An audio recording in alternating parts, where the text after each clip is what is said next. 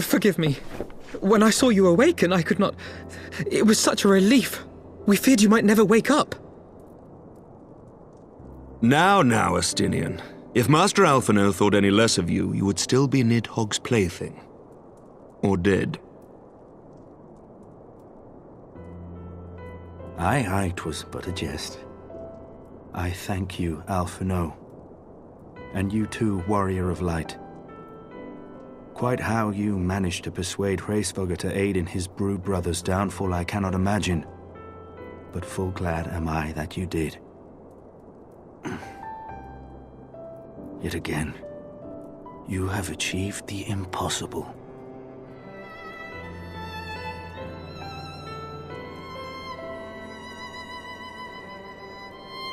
I, for my part, owe you an apology.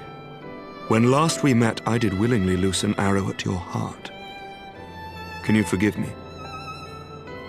There is naught to forgive, Hameric. You but acted in defense of Ishgard as is your duty. Were you any less single-minded about it, I would not follow you into battle, nor trust you at my back. Besides, I had come to the selfsame conclusion, that I would have to perish for Nidhogg to be stopped. So let us dispense with the hand-wringing. I have heard enough mewling for one day. Oh!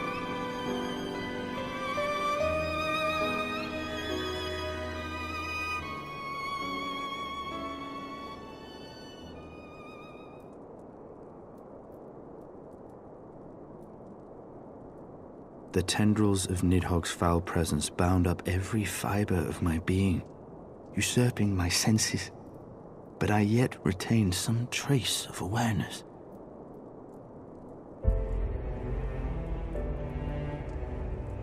The worm's mind was as a vast and tumultuous sea. Endlessly its black waters churned, his grief and despair at Ratatoska's murder never calming, never receding. Driven by this surging current came wave upon wave of unrelenting rancor. It was the very image of my own heart. There I saw the dark reflection of the hatred I felt after Nidhogg slew my family, when no path remained save vengeance against dragonkind.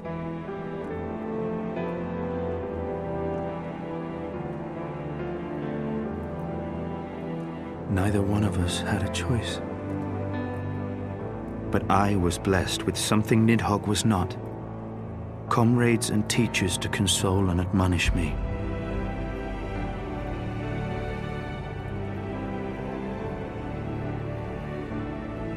Had I not had them to gainsay my obsession, it would surely have consumed me as Nidhogg's did him, and we would have been in all respects alike.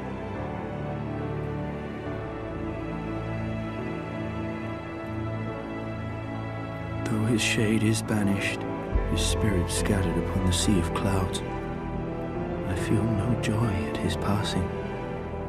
Where once I craved vengeance, I now crave rest.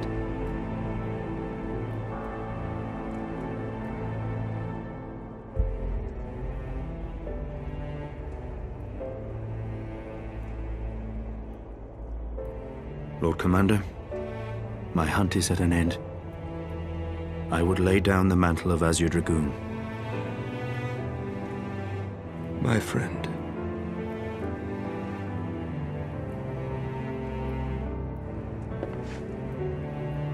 He has tired himself with too many words.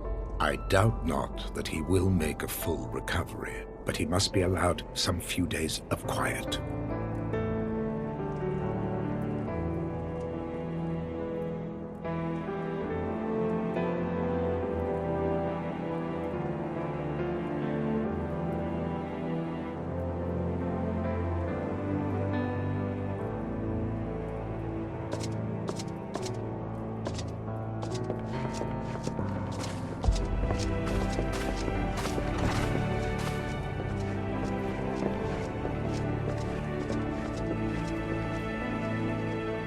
I too must see my path to its end.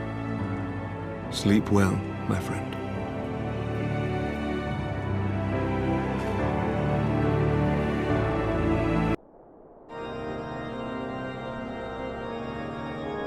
Following the battle with Nidhogg on the Steps of Faith, Sir Emeric called an assembly that he might make his final proclamation as acting head of state.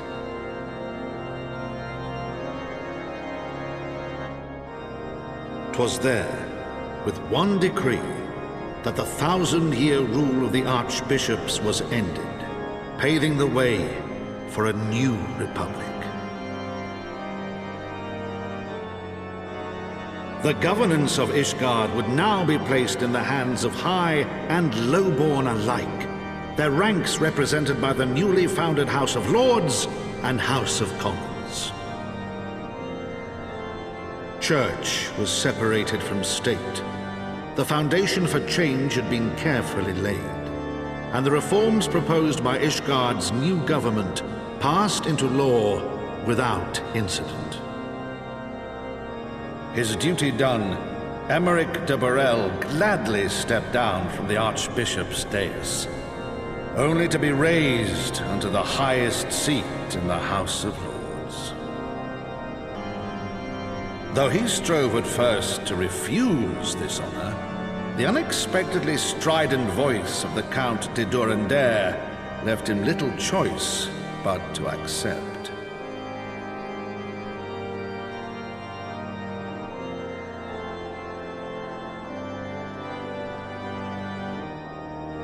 And so it was that the winds of gentle revolution came to stir.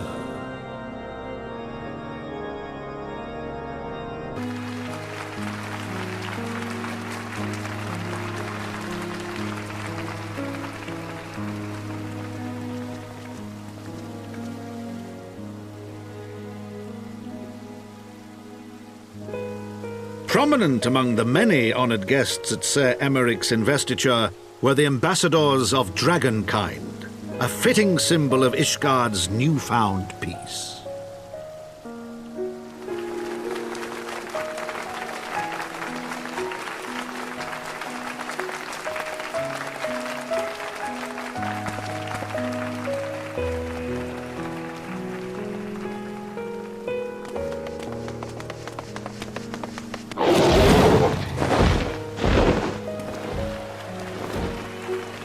The people looked on in awe as he soared through the heavens on Dragonback. And by their cheers did they hail him an azure dragoon for a new age.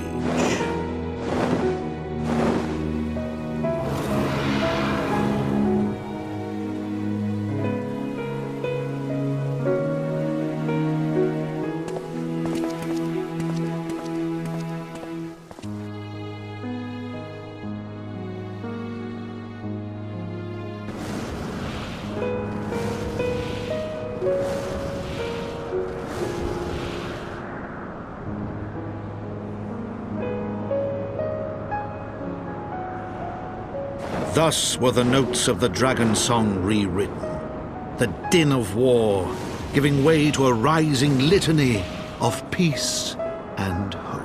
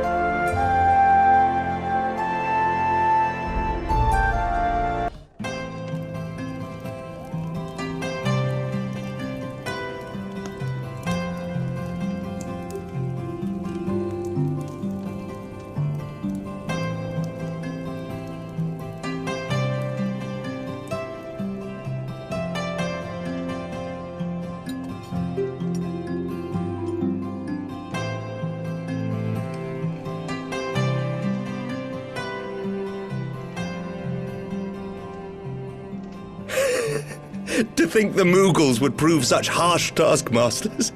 Forgive me. I did not know you had suffered so in your quest for the horn.